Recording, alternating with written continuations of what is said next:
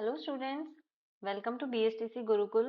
मेरा नाम है रुचि गोस्वामी और आज की जो हमारी क्लास रहेगी वो हिंदी सब्जेक्ट की क्लास रहेगी।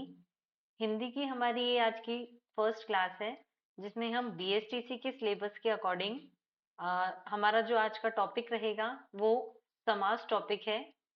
तो अगर उससे पहले गाइस अगर आपने हमारा टेलीग्राम चैनल ज्वाइन नहीं किया है तो आप उससे ज्वाइन कर लीजिए। आपको कोई इन्फॉर्मेशन या अपडेट चाहिए तो आप वहाँ मैसेज करके हमें पूछ सकते हैं। और इस क्लास की या फिर लास्ट क्लासेस की अगर आपको पीडीएफ भी चाहिए तो आप टेलीग्राम पे मैसेज कर सकते हैं। टेलीग्राम का आपको जो लिंक है वो डिस्क्रिप्शन में आपको मिल जाएगा, आप वहां जाकर चेक कर सकते हैं। तो हमारा आज का जो फर्स्ट टॉपिक है हिंदी का वो हमारा समास रहेगा। समास आज सिर्फ हम इसके बारे में जानेंगे कि समास होता क्या है, इसके टाइप्स कितने होते हैं। बाकी इनके टाइप्स वगैरह पे हम डिटेल नेक्स्ट क्लासेस में करेंगे। तो जो समास है उसका शाब्दिक जो अर्थ होता है वो होता है छोटा रूप या संक्षिप्त रूप। इसका मतलब ये है कि कोई भी बड़ा सेंटेंस है उसको छोटे रूप में बनाना समास कहलाता है। छोटा या फिर संक्षिप्त रूप किसी भी सेंटेंस का, किसी भी बड़े सेंटेंस का एक छोटा वर्ड में निकालने को हम समास कहते हैं। की परिभाषा ये है कि दो या दो से अधिक पदों के बीच विभक्तियों का लोप होकर जो छोटा रूप बनाया जाता है उसे समास कहते हैं। इनमें से ऐसे कोई इस टाइप का कोई क्वेश्चन आता नहीं है एग्जाम में, लेकिन नॉलेज के लिए आगे के टाइप्स पढ़ने के लिए हमें इनकी इंफॉर्मेशन जानना जरूरी होती है। इस प्रक्रिया से बनने वाले शब्दों को सामसिक पद या समस्त पद कहा जाता है। जो वो बड़े सेंटेंस का जो एक छोटा वर्ड बनता है उसे कहा जाता है सामसिक पद या समस्त पद। उसके बाद में आता है समास विग्रह। दो या दो से अधिक पदों के बीच छिपे हुए संबंध को स्पष्ट करने की प्रक्रिया को समास विग्रह कहा जाता है। इसका एक एग्जाम्पल है तीन वेणियों का समूह, क्या कहलाता है? त्रिवेणी। तो इस टाइप का जो छिपे हुए संबंध को अलग मतलब स्पष्ट करने की जो प्रक्रिया होती है उसे समास विग्रह कहते हैं। मतलब वर्ड को अलग अलग रूप में विग्रह करना मतलब अलग अलग करना। के बारे में हम थोड़ा सा संधि और समास में अंतर जान लेते हैं। संधि जो होती है उसमें वर्णों का मेल होता है, वर्णों का, और समास में शब्दों का मेल होता है। जैसे ये समास है तो इसमें जो स है वो वर्ण है और ये जो समास है ये पूरा एक शब्द है।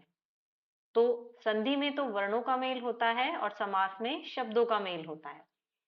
वर्णों के मेल से संधि में विकार उत्पन्न होता है, जबकि समास में विकार उत्पन्न होना आवश्यक नहीं है। ये बहुत बेसिक सी बातें हैं, इनको सिर्फ नॉलेज के लिए आपको ध्यान रखना है। और अगर इसकी समानता की अगर हम बात करते हैं तो संधि और समास दोनों ही शब्दों को मिलाकर, शब्दों या वर्णों को मिलाकर छोटा रूप बनाने का कार्य करते हैं। मतलब कोई भी बड़े सेंटेंस को छोटा रूप बनाने का कार्य संधि और समास करते हैं। एग्जाम में कभी पूछा जा सकता है कि संधि का विलोम क्या होता है? वो होता है विग्रह, और समास का विलोम होता है व्यास। अगर हम समास के भेद के बारे में जानते हैं तो इसके 6 भेद होते हैं और इन्हीं में से क्वेश्चन आते हैं कि कौन सा, अधिकतर क्वेश्चंस इन्हीं में से आते हैं।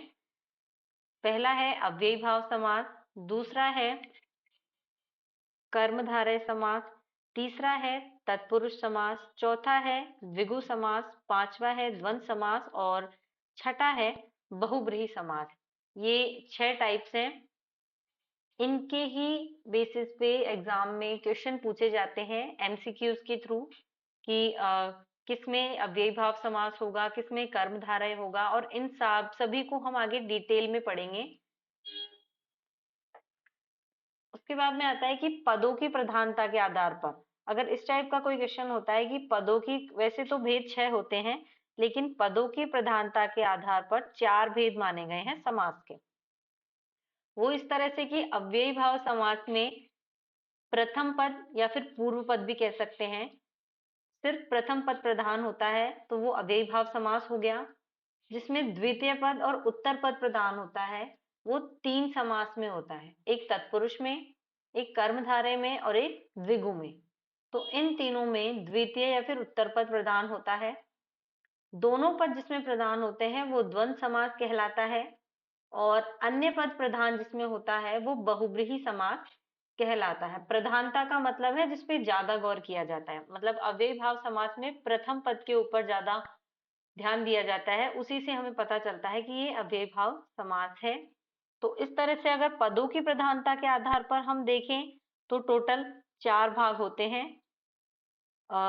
तत्पुरुष, कर्मधारय और द्विगु में द्वितीय होता है, अव्यय में प्रथम होता है, दोनों जिसमें होते हैं वो द्वंद्व कहलाता है, और अन्य पद जिसमें प्रधान होता है वो बहुव्रीहि समास कहलाता है। तो ये आज हमने इसके कुछ टाइप्स जान लिए। समास क्या होता है ये देख लिया। ये थोड़ा बड़ा टॉपिक है, लेकिन इसके टाइप्स के ऊपर ही ये बड़ा टॉपिक है। नेक्स्ट क्लास में हम इसके टाइप्स के ऊपर बात करेंगे, इसके टाइप्स पे डिस्कशन करेंगे कि अव्यय समास में क्या होता है, इसके रूल्स क्या होते हैं, इस टाइप से। तो मिलते हैं एक नई क्लास के साथ में, जिसमें हम डिस्कस करेंगे अव्यय भाव समास के बारे में। तो मिलते हैं ऐसी कुछ नई वीडियोस के साथ में। Thank you so much for watching.